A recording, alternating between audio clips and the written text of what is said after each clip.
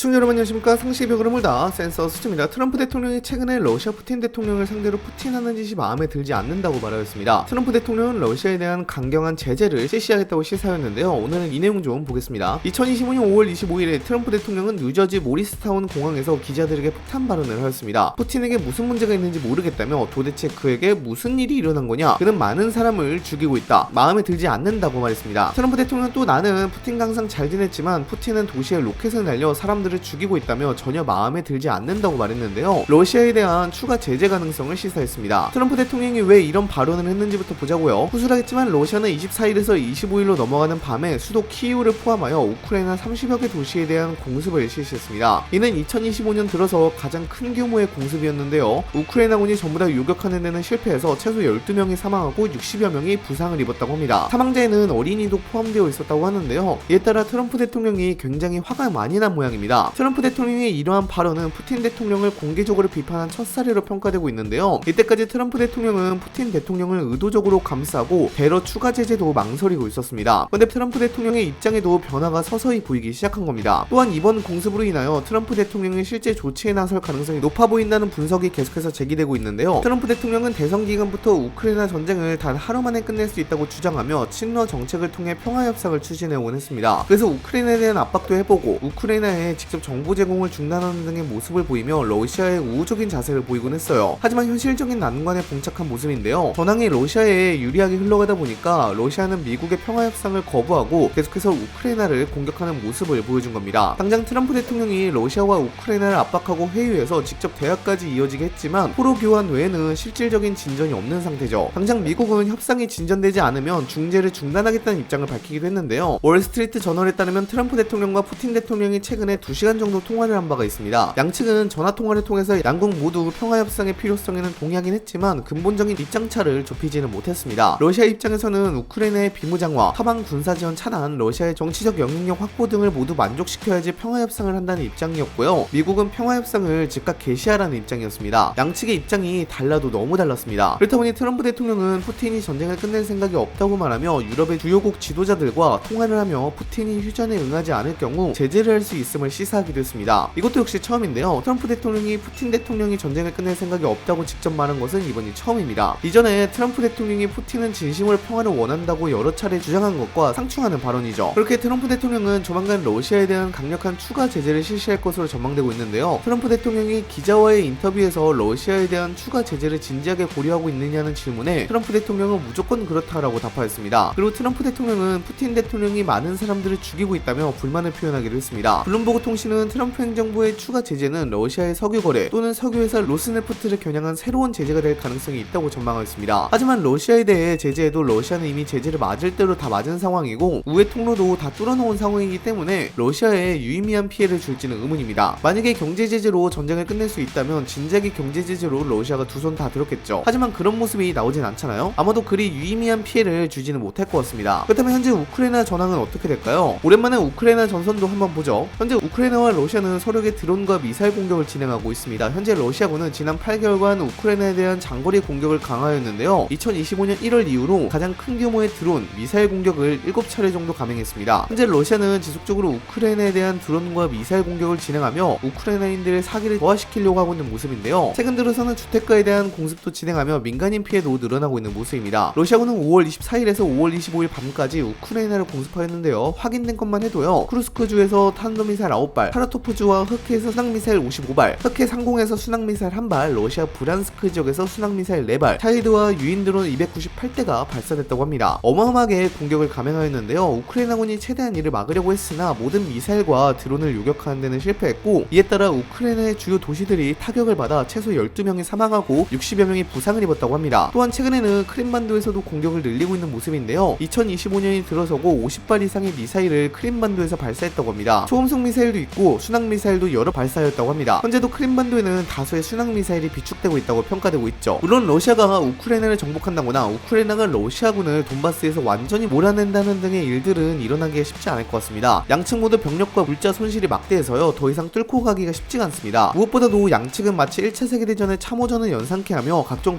방어시설들을 돈바스 전 전선에 깔아둔 상황이라 뚫어내기도 쉽지 않죠. 가면 갈수록 서로의 진격 속도는 상당히 둔화한 상황입니다. 통계가 하나 나왔는데요. 러시아군이 2025년에 우크라이나 영토를 점령한 지역이 너무 적습니다. 전쟁연구소에서 분석하길 이 정도 속도면 메드베데프가 제안한 완충지대를 모두 점령하는 데에는 약 91년 정도가 걸릴 것이라고 말했는데요. 91년 동안 현재의 사상자가 매일 발생한다고 치면 91년 뒤에는 5천만 명의 사상자가 발생할 수 있다고도 분석하기도 했습니다. 그렇기 때문에 최근 전선의 변화는 거의 없는 모습인데요. 하지만 러시아군이 최근 우크라이나에서 두 번째로 큰 도시인 하르키우 인근으로 병력을 대규모로 직결시키고 있다는 정황이 포착되며 다시 한 번 더 긴장이 고조되고 있습니다. 현재까지 파악된 정보에 의하면요, 러시아군 병력 약 5만 명 규모가 하르키우 인근 국경으로 직결 중인 것으로 알려져 있습니다. 이들은 다양한 병과로 구성된 합동부대였습니다. 그렇게 하르키우에 대한 전면적인 지상 공세가 임박한 것이 아니냐는 관측이 나오고 있는데요. 하르키우는 전략적으로 굉장히 중요한 도시입니다. 지리적으로는 러시아 국경과 매우 가깝고 우크라이나에서 두 번째로 큰 도시이며 우크라이나 동북부 산업과 물류 거점 역할을 수행하는 핵심 도시입니다. 하르키우가 함락되면 돈바스 전선도 크게 요동칠 가능성이 높죠. 우크라이나에서 두 번째로 큰 도시라고 말씀드렸는데요. 전쟁 전에 100만 명 정도가 하르키우에 있었습니다. 지금도 상당수의 민간인이 잔류하고 있는데요. 물론 러시아군이 이 5만 명으로 공세를 펼쳐도 그리 큰 변화는 없을 겁니다. 당장 지금보다도 전투력이 강력했던 2022년에 러시아군이 하르키우를 점령하려고 했지만 실패했거든요. 물론 그때는 보급 문제나 부대의 분산 등의 이유로 실패했지만요, 하르키우를 그 끝내 함락시키지 못했습니다. 우크라이나군은 이후로 하르키우 일대 방어선을 대폭 강화해왔고요. 참호나 대전차 장애물, 지하 벙커 등을 만들며 2중, 3중의 방어망을 구축해놓은 것으로 알려졌습니다. 이 방어선을 뚫기가 쉬워 보이진 않습니다. 러시아는 하르키우를 반드시 점령해야 하는 이유가 있습니다. 하르키우를 러시아가 함락시키게 되면요, 러시아는 루안스크와 도네츠크, 자포리자, 크림반도를 쭉 연결하는 회랑을 사실상 완성하게 됩니다. 또 하르키우가 워낙 대도시다 보니까요, 우크라이나 동부의 경제 중심지를 사실상 장악하는 것이며 정치적, 외교적 협상 테이블에서도 엄청난 우위를 가져다 줄 수 있습니다. 이것만 잘 장악한다면 러시아의 유리한 방향으로 협상을 끌고 올 수 있습니다. 하지만 그런데도 우크라이나군의 방어력이 예전보다 훨씬 더 단단해진 게 문제인데요. 서방의 군사 지원이 계속되면서 하르키우에는 서방의 최신 장비들이 대거 배치된 것으로 알려져 있습니다. 러시아군이 만약 방어선을 돌파하는 데 성공한다고 하더라도 하르키우에서 시가전을 치러야 하다 보니까 더 큰 병력 손실을 감내해야 합니다. 시가전은 현대전에서 지옥 그 자체이다 보니까 손실 없이 시가전을 끝내려면 그 도시가 항복하는 것 외에는 방법이 없습니다. 근데 우크라이나가 그럴 것 같지는 않아 보여서 이 공세가 과연 제대로 성공할지는 의문입니다. 이러한 전선에서의 변화와 함께 러시아가 진정으로 바라고 있는 것은 서방 세계가 우크라이나를 포기하는 것입니다. 현재 우크라이나의 군수품은 서방 세계 지원이 절대 다수입니다. 근데 서방 세계가 지원을 끝낸다면 우크라이나는 더 이상 전쟁을 지속할 힘이 없게 되겠죠. 어쩌면 러시아군이 이 하르키우를 공격하려 하는 것도 이러한 전략의 일환이지 않을까 싶은데요. 전쟁이 길어질수록 미국과 유럽 각국의 피로도가 점점 누적되고 있습니다. 우크라이나는 더 이상 우리의 문제가 아니라는 여론이 형성되고 있기도 하고요. 실제로 일부 국가들에서는 물가 상승이나 난민 문제, 에너지 위기 등으로 인하여 우크라이나 지원에 부정적인 여론이 서서히 고개를 들고 있는 것이 사실입니다. 그런데 그런 상황에서 러시아가 우크라이나 제2의 도시인 하르키우까지 장악하게 된다면 러시아는 이러한 템을 비집고 들어가 시간은 우리의 편이고 시간이 지나면 지날수록 우리가 유리해진다는 메시지를 서방 세계에 전달하여 서방 세계가 우크라이나에 대한 지원을 끊게끔 유도한다는 전략일 수도 있습니다. 다만 현 시점으로 보면요, 서방 세계도 역시 우크라이나에 지원을 끊을 생각이 없어 보입니다. 미국은 여전히 군사 및 인도적 지원을 계속하고 있고요. 유럽도 지속적으로 우크라이나에 대한 지원 자금을 늘리고 있습니다. 그리고 당장 트럼프 대통령이 푸틴 대통령을 직접적으로 비판하며 러시아에 대한 강경 제재를 시사하고 나선 것은 향후 미국의 테러 정책이 더욱 강경해질 수 있다는 신호로도 해석이 됩니다. 그렇게 이 전쟁이 꽤 더 오래가지 않을까 싶습니다. 트럼프 대통령은 지금까지 우크라이나 전쟁을 하루 만에 끝낼 수 있다며 평화 중재자 역할을 자처해왔지만요, 푸틴 대통령이 반복적인 민간인 학살과 대규모 공습을 자행하면서 그 태도에 점차 변화가 생긴 것으로 보입니다. 트럼프 대통령이 실제로 러시아에 추가 제재를 가하고 서방 세계와 보조를 맞춘다면 푸틴 대통령의 전략에도 균열이 생길 가능성이 있습니다. 또한 미국의 지원이 지속된다면 우크라이나는 최소한 전선 유지는 가능하고 러시아의 무리한 공세를 효과적으로 방어할 수 있을 것이라는 평가도 있습니다. 이 우크라이나 전쟁의 끝은 어떻게 끝이 나게 될까요? 여러분들의 생각도 궁금합니다. 댓글로도 달아주시기 바랍니다. 이상 영상 마치도록 하겠습니다. 감사합니다.